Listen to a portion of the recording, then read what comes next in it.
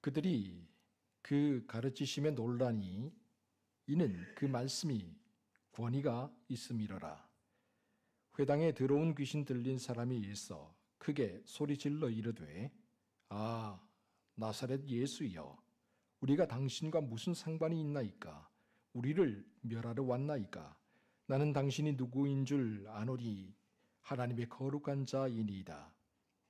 예수께서 꾸짖어 이르시되 잠잠하고 그 사람에게서 나오라 하시니 귀신이 그 사람을 무리 중에 넘어뜨리고 나오되 그 사람은 상하지 아니한지라. 다 놀라 서로 말하여 이르되 이 어떠한 말씀인고 권위와 능력으로 더러운 귀신을 명하며 나아가는도다 하더라. 이에 예수의 소문이 그 근방 사방에 퍼지니라. 아멘. 할렐루야. 하나님께서 이 시간 크신 은혜와 사랑을 우리 모두에게 베풀어 주실 줄 믿습니다.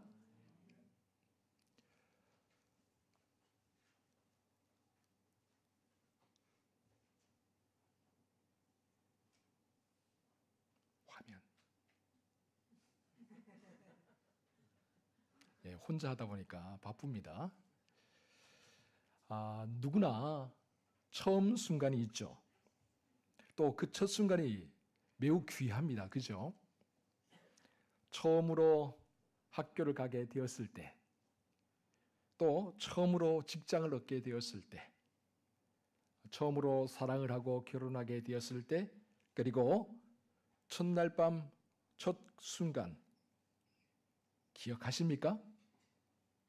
예, 저도 27년 전에 첫날 밤을 맞이했었는데 기억이 하나도 안 납니다. 하도 오래돼서 그런지 무슨 일이 있었는지 어떻게 지나갔는지 하나도 기억이 안 나는데 혹시 기억나십니까? 예, 다들 웃고만 계시는군요. 여러분 우리 주님에게도 첫 순간들이 참 많았습니다. 이 땅에 처음으로 태어난 순간 베들레헴 말구유 생각나십니까? 또 예수님께서 난 지 8일 만에 처음으로 할례를 받으셨던 그 순간 뿐만 아니라 예수님께서 요단강에서 세례 요한에게 처음으로 세례를 받으시던 그 순간 또한 나사렛에서 처음으로 설교를 하던 그 순간 이처럼 예수님에게도 첫 순간들이 다 있었죠. 그렇다면 여러분 주님이 행하신 첫 기적은 무엇이었을까요?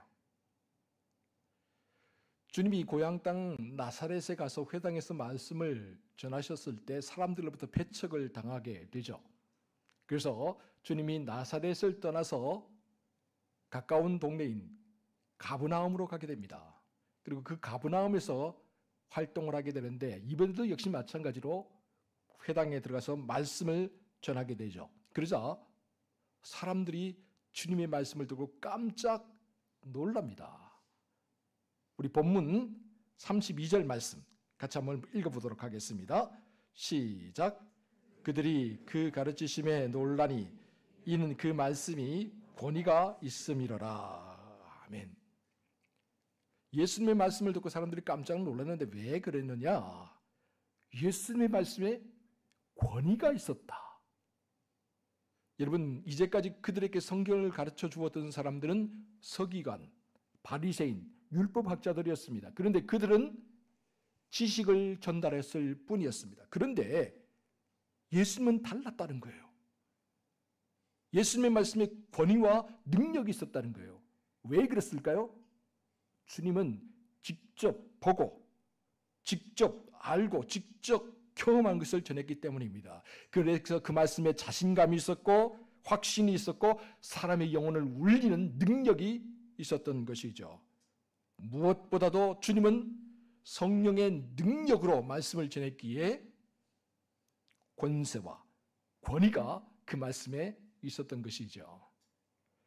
그런데 이렇게 주님이 권위 있는 말씀으로 사람들을 놀래키며 사람들에게 말씀을 전할 때 한 가지 사건이 벌어지게 됩니다.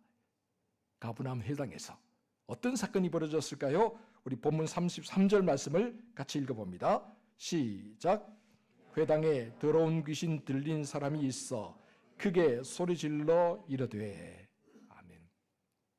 가버나움 회당, 주님의 가르치심, 그리고 귀신 들린 사람. 누가는 이를 바탕으로 예수님께서 행하신 첫 번째 기적을 우리에게 설명해 주고 있습니다. 주님이 첫 기적을 행한 장소는 가버나움 회당이었고, 그리고 주님이 행하신 첫 번째 기적은 귀신을 쫓아내는 것이었다. 오늘날 많은 사람들이 귀신이 어딨냐? 귀신 없다. 그는 영화나 드라마에서, TV에서 나오는 거지 귀신이 어딨냐? 그렇게 이야기하는 사람들이 있습니다. 여러분 생각 귀신이 있을까요? 없을까요? 있다고 확신하십니까? 보셨습니까? 예수 믿는 사람들 중에도 귀신이 없다고 주장하는 사람들이 있어요. 그러나 귀신은 분명히 있습니다. 왜 그렇습니까? 성경이 이것을 말하고 있고, 그리고 오늘날에도 귀신 들린 사람이 있다는 것. 이처럼 우리는 하나님의 말씀과 현상과 증거를 통해서 귀신이 존재한다는 것을 알 수 있습니다. 사람들은 종종 눈에 보이지 않는 것은 없는 것이다, 그렇게 이야기를 하죠. 그러나 그렇지 않아요. 우리 눈에 보이지 않아도 존재하는 것들이 이 세상에 얼마나 많은지 모릅니다. 여러분, 공기와 소리가 우리 눈에 보입니까? 보이지 않죠. 그러면 공기와 소리가 없는 건가요? 아니죠. 여러분, 사랑과 미움이라는 것, 우리 눈에 보이지 않습니다. 그런데 눈에 보이지 않는다고 이 사랑과 미움이 없는 겁니까? 아니죠. 마찬가지로 귀신이 우리 눈에 보이지는 않지만 분명히 존재합니다. 그렇다면 예수께서 가버나움 회당에서 가르치실 때에 귀신이 크게 소리질러 한 말이 무엇입니까? 중요합니다. 우리 한번 살펴보도록 하겠습니다. 본문 34절 같이 읽어봅니다. 시작. 아, 나사렛 예수여, 우리가 당신과 무슨 상관이 있나이까? 우리를 멸하러 왔나이까? 나는 당신이 누구인 줄 아노니 하나님의 거룩한 자이니라. 아멘. 여러분, 신기하지 않습니까? 귀신 들린 사람이 예수님이 누구신 줄을 정확하게 알아봅니다. 어떻게 그럴 수 있을까요? 귀신은 영입니다. 영은 영을 알아보게 되어 있습니다. 제가 지금 생각해 보니까 6학년 된 지 중학교 1학년 때 정확하게 생각이 안 나는데, 그때쯤 어머니와 함께 충청남도 금산에 인삼을 사러 가게 되었습니다. 금산이 인삼으로 아주 유명한 동네죠. 그래서 인삼을 사러 가게 되었는데, 우리 집에서 거기까지 왔다 갔다 하기 힘드니까 하룻밤 금산에 있는 친척 집에 머물고 그렇게 오기로 했죠. 근데 마침 그날 밤에 그 큰 마을에서 용한 무당이 와서 구슬을 하게 되었어요. 무당은 두 부류로 나누는데 학습무가 있고 강신무가 있습니다. 학습무라는 건 뭐냐? 배워서 하는 무당이고, 강신무는 뭐냐? 귀신이 들려서 하는 구슬하는 그런 무당이죠. 근데 강신무가 와서 용한 점을 친다고 해서 제가 궁금해서 어머니와 함께 그 밤에 그곳에 찾아가게 되었다라는 것이죠. 난생 처음으로 작두를 갖다 놓고 TV에서만 보던 무당들이 작두 위에서 막 뛰어놉니다. 근데 학습무는 절대 못 뛰어요. 왜요? 죽습니다, 그러면. 그러나 강신무는 귀신에 들린 무당은요, 버선발로, 나중에는 버선도 벗고 맨발로 작두 위에서 뜁니다. 제 정신이 아닌 거죠, 그죠? 제 정신이 아니고 귀신이 들렸을 때만 가능합니다. 강신무라고 해서 24시간 귀신에 잡혀서 사는 게 아니에요. 귀신이 찾아올 때가 있어요. 그래서 저는 이제 좋은 구경을 하게 되었다 해서 한편으로는 호기심이 있었고 또 한편으로는 약간 무섭고 두려웠어요. 귀신이 찾아오면 어떡하지? 그런 마음으로 지켜보고 있었습니다. 그런데 이 강신무가요, 구슬하면서 막 뭘 흔들고 소리치고 뭐 중얼중얼 하는데 1시간을 그렇게 땀을 뻘뻘 흘리며 이야기하더니 갑자기 구경하는 사람들, 주위에 많은 사람들이 쫙 째려보더니 이렇게 말을 했습니다. 이곳에 예수쟁이가 있어서 장군님이 안 오셔. 예수쟁이 당장 물러가. 이러는 겁니다. 그래서 몇몇 사람들이 물러갔어요. 물러가고요. 그래도 저는 호기심이 있어가지고 끝까지 이걸 보고 싶다. 작두 타는 걸 보고 가야 되겠다. 그렇게 생각해서 있었죠. 남아 있었습니다. 그러자 한 30분 동안도 무당이 막 뛰어놀면서 뭐라고 중얼중얼 그러더니 이번에는 화를 내면서 말을 하는 겁니다. 야, 예수쟁이 당장 안 물러가.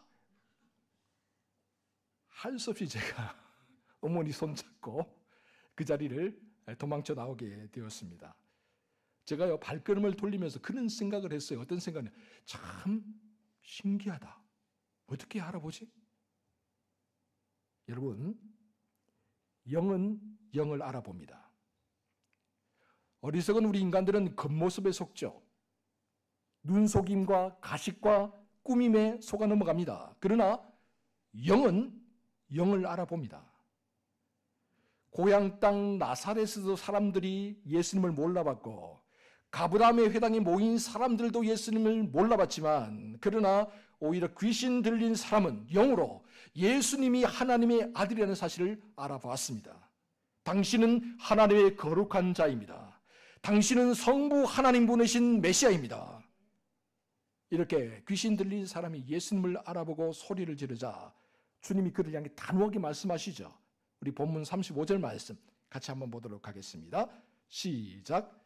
예수께서 꾸짖어 이르시되 잠잠하고 그 사람에게서 나오라 하시니 귀신이 그 사람을 무리 중에 넘어뜨리고 나오되 그 사람은 상하지 아니한지라. 아멘. 주님이 말씀하십니다. 더러운 귀신아 그 사람에게서 나오라. 그러니 어떻게 되었습니까?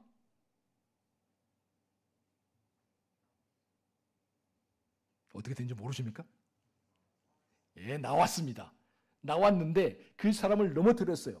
근데 그 사람이 상했다고 했습니까? 안 상했다고 했습니까? 안 상했습니다. 여러분, 귀신 들리는 사람들이 종종 귀신이 축사 기도를 통해서 나가게 될 때요, 그 사람이 그 자리에 콕 꼬꾸러지는 경우가 있습니다. 그러니까 뭐 어떤 경우는 간지를 발작을 하는 경우도 있어요. 귀신이 나가는 모습은 종종 다 다를 수 있습니다. 그러나 그렇다고 해서 그 사람이 상하느냐? 상하지 않습니다. 그렇기 때문에 여러분, 귀신을 두려워하지 마시기 바랍니다. 두려워하면 집니다. 두려워하면 무너지게 되어 있어요. 그러나 우리가 예수 그리스도의 이름으로 나아가게 되면 이깁니다. 예수 그리스도의 이름으로 주님의 권능과 능력으로 명령하면 귀신이 물러갑니다. 나사렛 예수 그리스도의 이름으로 명령하노니 귀신아 물러갈지어다. 사람을 괴롭히는 더러운 귀신아 물러갈지어다. 예수 그리스도의 이름으로 당장 물러갈지어다. 그렇게 명령하면 귀신이 물러가게 되어 있습니다. 그렇다면 여러분, 주님이 귀신에게 명령하자 귀신이 물러갔습니다. 자, 이 모습을 지켜봤던 사람들이 어떻게 반응했을까요? 우리 36절 말씀 같이 한번 읽어보도록 하겠습니다. 시작. 다 놀라 서로 말하여 이르되 이 어떠한 말씀인고 권위와 능력으로 더러운 귀신을 명하며 나가는도다 하더라. 아멘. 예수께서 성령의 능력과 권세로 귀신을 명령하니 귀신이 물러갔습니다. 할렐루야. 그러자 이 모습을 지켜보던 사람들이 깜짝 놀랐습니다. 어떻게 말씀 한마디로 귀신이 물러가는가? 그런데 오늘날 많은 사람들이 이 귀신 들림 현상과 정신질환을 구분하지 못할 때가 많아요. 여러분, 먼저 정신질환은 감기나 코로나처럼 예기치 않게 우리를 찾아올 수 있습니다. 우리가 너무 많은 스트레스를 받거나 우리 안에 트라우마가 있을 때 그로 인해 우리 몸에 호르몬의 이상이 생길 수 있습니다. 그렇게 되면 환청과 환각, 그리고 공포증과 경계성 장애, 공황 장애 등이 우리에게 나타날 수가 있다라는 것이죠. 그러나 여러분, 정신질환은 창피한 게 아니에요. 이상한 것도 아니고 감춰야 될 것도 아니에요. 우리가 감기에 걸렸을 때 의사의 처방을 받고 약을 먹고 음식 잘 먹고 잘 쉬면 낫는 것처럼 정신병도 역시 마찬가지로 적절한 처방을 받고 또 요양을 하게 되면 충분히 정상적으로 살아갈 수가 있습니다. 그런데 문제는 교회에 다니는 사람들, 우리 성도들이 이 정신질환을 귀신 들린 걸로 오해를 한다는 거죠. 그래서 자꾸 이상한 말을 하고 이상한 소문을 냅니다. 여러분, 우리가 어떤 사람에게 저 사람 귀신 들렸다라고 딱지를 딱 붙이는 순간 그 사람 교회에 나오지를 못해요. 그리고 그 가족들도 역시 교회에 나오기가 힘들어집니다. 정신질환이 발병하여 진단을 받고 약물 처방을 받으면 정상적으로 살아갈 수 있는데 이런 사람에게 귀신 들렸다라고 딱지를 딱 붙여버리면 정말 문제가 심각해진다라는 것이죠. 그렇기 때문에 여러분, 우리가 귀신 들림과 정신질환을 구분할 때는 신중을 기해야 합니다. 또한 우리 중에 누군가 정신병이 발병했을 때 이것을 무조건 숨기려 해서 안 됩니다. 자꾸 감추고 자꾸 숨기려고 하다 보면 엉뚱한 곳에 가서 해결책을 찾으려고 하죠. 그러다 보면 어떻게 됩니까? 결국에는 모든 것이 망가지고 돌이킬 수 없는 지점까지 이르게 됩니다. 어느 시골교회 목사님의 이야기입니다. 목사님의 딸이 여고생이었는데요. 스트레스가 참 많았던 모양이에요. 그런데 어느 날 이 아이에게 이상한 증세가 나타나기 시작했어요. 마치 딸아이가 착한 아이가 있고 아주 사악한 아이가 있는 것처럼 이렇게 전혀 다른 모습의 아이가 모습이 하루에도 몇 번씩 그렇게 바뀌는 모습이 나타나기 시작한 거예요. 정신질환을 보면 다중인격이라고 할 수가 있는데 흔히 이 다중인격을 해리성 장애라고도 부릅니다. 이것은 한 사람 안에 둘 또는 그 이상 각기 구별되는 다른 인격이 존재하는 것을 말하죠. 그래서 어쩔 수 없이 이 딸이 학교를 가지 못하고 집에 머물게 되었습니다. 목사님과 사모님이요, 처음에는 이 딸이 귀신 들렸다고 생각하고 기도원에 데려가서 축사 기도를 계속 받았어요. 그러나 시간이 가도 딸의 상태가 점점 안 좋아지는 거예요. 그래서 어쩔 수 없이 수소문해서 신앙심이 좋다고 알려진 정신과 의사를 찾아가게 되었습니다. 정신과 의사가 진단을 해보니까 다중인격이에요. 해리성 장애를 앓고 있는 거죠. 그래서 진찰을 하고 난 다음에 이 딸을 입원시켜야 된다, 약물 치료를 해야 된다라고 강력하게 주장을 했습니다. 그러나 목사님은 이 정신과 의사의 진단을 받고 난 다음에도 집으로 돌아와서 이 딸을 약물 처방을 하는 게 아니라 기도원을 자꾸 여기저기 유명하다는 기도원을 데리고 다니면서 축사 기도를 받았어요. 결국 목사님의 딸이 돌이킬 수 없을 만큼 악화되었습니다. 그 상태로 다시 병원을 찾아오니까 이 의사가 답답해서 목사님에게 이렇게 강력하게 경고를 했다고 해요. 목사님이 지금 따님을 죽이고 있습니다. 어떤 근거 없는 판단으로 딸이 치료를 받지 못하게 만들고 있는 겁니까? 하나님께 주신 이 생명, 이 고귀한 생명을 목사님 손으로 지금 끊으려고 하는 겁니까? 목사님 나중에 가서 천국에서 하나님의 얼굴을 어떻게 보려고 지금 이런 일을 하고 계시는 겁니까? 여러분, 이것은 귀신 들린 현상과 정신질환을 구분하지 못해서 생겨난 비극이라고 할 수 있습니다. 그렇다면 우리가 귀신 들린 현상과 정신질환을 어떻게 구분할 수 있을까요? 예수 믿는 정신과 의사 중에 김진 박사라고 아주 유명한 분이 계신데요. 이 박사님이 쓰신 책이 있는데 정신병인가 귀신 들림인가 라는 책입니다. 이 책을 살펴보면 정신질환과 귀신 들림을 구별하는 몇 가지 중요한 변별점을 이야기해 주는데 그 변별점 중에서 제가 한 4가지 정도만 오늘 여러분들에게 알려드리겠습니다. 첫 번째는 그 사람이 초능력을 행하느냐 행하지 않느냐를 살펴보아야 됩니다. 정신질환을 앓는 사람들은 절대 초능력을 행할 수 없어요.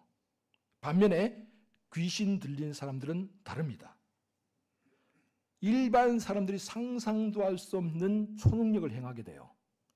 예를 들어 보면요, 누가복음 8장에 보면 거라사의 광인 이야기가 나옵니다. 이 무덤가에, 귀신 들린 무덤가에 머물고 있었는데요, 사람들이 하도 소리를 지르고 하도 난폭한 짓을 행하니까 이 사람을 쇠사슬로 묶어놨다고 그래요. 그런데 이 쇠사슬을 끊어버린 거예요. 여러분, 정신질환에 걸린 사람들은 절대 자기 몸을 칭칭 갖고 있는 쇠사슬을 끊을 수가 없어요. 그러나 귀신에 들리면 가능해요. 그리고 사도행전 16장을 보면 점을 치는 여종이 나오죠.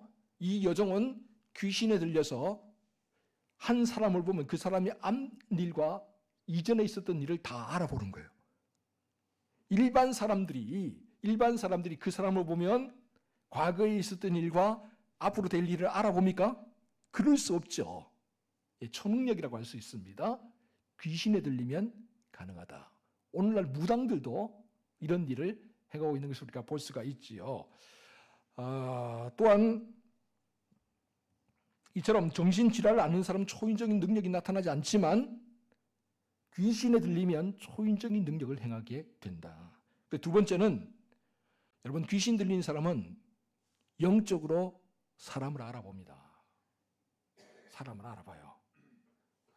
오늘 본문에 나오는 가버나움 회당에 귀신 들린 사람이 예수 그리스도가 누구신지를 정확하게 알아본 것처럼 귀신 들린 사람 역시 그 사람의 영혼에 뭐가 있는지를 알아봐요. 우리나라 무당들도 그래서 다 알아보죠. 귀신 들린 무당들, 강신무들은 알아본다라는 거죠. 사도행전 19장을 보면 스게와의 7 아들이 사도 바울을 흉내내서 귀신을 쫓아내려고 합니다. 왜요? 사도 바울이 예수 그리스도의 이름을 명령하면 귀신들이 나가니까 자기들도 예수 그리스도의 이름으로 명령하면 귀신들이 나갈 거다 생각하고 바울이 흉내를 내요.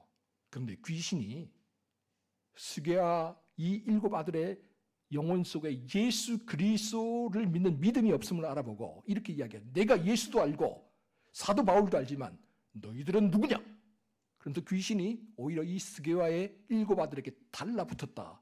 그렇게 성경이 기록하고 있는 것을 볼 수가 있습니다. 이처럼 귀신은 영적으로 우리 안에 있는 것을 알아본다라는 것이죠. 그러나 정신질환에 걸린 사람은 절대 그럴 수가 없죠. 세 번째, 귀신 들린 경우 한 사람 안에 적어도 2개의 인격체가 활동을 합니다. 물론 군대 귀신이 들면은 한 사람의 2개가 아니라 여러 모양으로 사람이 나타날 수 있어요. 정말 우리가 상상도 못할 정도로 그런 모습으로 변화된다라는 것이죠. 그러나 여러분, 정신질환은 물론 정신질환도 앞에서 말한 것처럼 인격 장애나 아니면 해리성 장애나 이런 것들을 앓게 되면 충분히 나타나지만, 그러나 그런 경우는 극소수에 불과하고요. 귀신 들린 사람 같은 경우는 눈빛이 달라지죠. 그러면서 정말 많은 우리가 생각지도 못할 그런 모습들을 보여주게 된다. 해리성 장애와 귀신 들림으로 인한 인격 장애를 구분하기 참 어렵습니다. 이건 반드시 정신과의 진단을 받아야 된다는 거죠. 마지막 4번째는 이게 매우 중요한 부분인데요. 여러분 기억하세요. 정신질환을 앓고 있는 사람은 약물에 반응을 합니다. 약을 먹거나 주사를 맞게 되면요, 반응이 와요. 그런데 귀신 들린 사람의 경우는요, 약물에 반응이 없습니다. 왜요? 귀신이 내 안에 들어와서 활동하기 때문에 내 육신이 막 이게 피가 나고 상하고 이래도 모르는 거예요. 그런 사람에게 약물을 주입해도 전혀 반응이 없다라는 것이죠. 이렇게 우리가 4가지의 분별점만 알고 있어도 우리 정신질환과 귀신 들림을 분별하여서 어떤 사람들을 아주 곤란하게 만드는 그런 일은 행하지 않을 수가 있겠죠. 그런데 여기서 오늘 본문을 읽으면서 우리가 한 가지 질문이 생겨요. 예수님이 이 땅에 와서 기적을 하는데 하고 많은 기적 중에 왜 누가는 가버나움 회당에서 귀신을 쫓아낸 것을 첫 번째 기적으로 기록하고 있느냐라는 점이죠. 많은 기적들이 있잖아요. 예수님이 행하신 많은 기적들이 있어요. 마태복음에서는 8장을 보면 예수님께서 문둥 병자를, 한생병자를 고친 것을 첫 번째 기적으로 기록하고 있죠.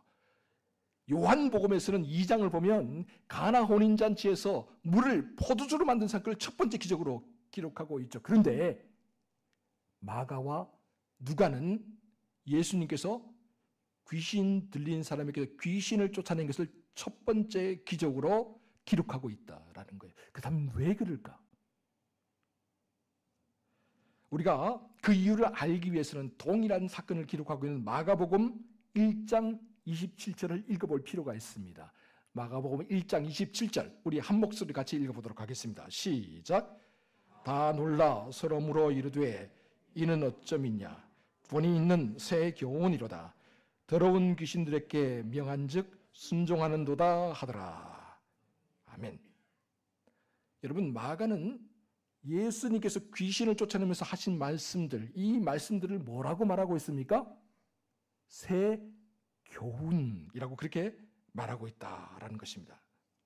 그렇습니다. 예수님은 새 교훈, 새 포도주를 가지고 이 땅에 찾아오신 분이죠. 다시 말해서 주님은 하나님 나라, 천국 복음을 가지고 우리 곁으로 찾아오셨습니다.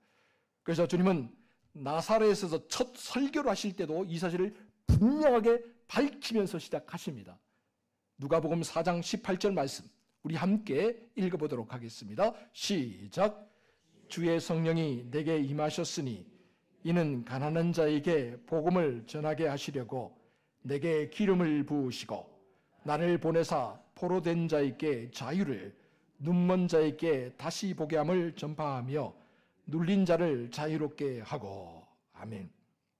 여러분, 이 말씀은 메시아의 시대가 천국 복음이 도래했음을 선포하는 말씀입니다.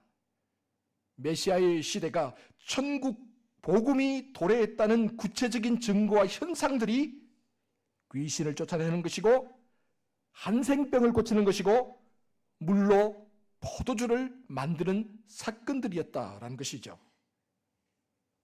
사랑하는 성도 여러분, 오늘 우리는 메시아의 시대, 천국 복음의 시대를 살고 있음을 믿으시기 바랍니다.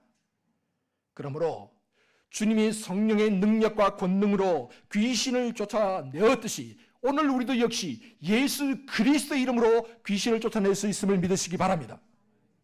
또한 주님이 성령의 능력과 권능으로 모든 약한 것을 고치고 병든 것을 고치고 천국 복음을 전파했듯이 오늘 우리도 역시 예수 그리스도의 이름으로 모든 약한 것과 병든 것을 고치고 천국 복음을 전파하게 될 줄로 믿으시기 바랍니다. 참고로 이러한 은혜와 축복이 오늘 우리에게 임하시기를 주의 이름으로 축원합니다. 기도하겠습니다. 사랑하는 주님, 주님의 첫 기적은 가버나움 회당에서 귀신을 쫓아내는 거였습니다. 천국 복음을 가지고 이 땅에 찾아오신 주님, 새로운 메시아의 시대가 왔음을 선포하신 주님, 주님은 말씀하신 그대로 사셨습니다. 사랑하는 주님, 오늘 우리도 주님의 모습을 닮아서 가난한 자에게 복음을, 포로된 자에게 자유를, 눈먼 자에게 다시 보게 함을, 눌린 자에게 자유를 선포하며 살게 하여 주시옵소서. 천국 복음을 마음껏 전하며 살게 하여 주옵소서. 그리고 무엇보다도 영적으로 바르게 신중하게 분별하며 살게 해 주시옵소서. 이 모든 말씀을 우리 구주 예수 그리스도의 이름으로 기도하옵나이다. 아멘.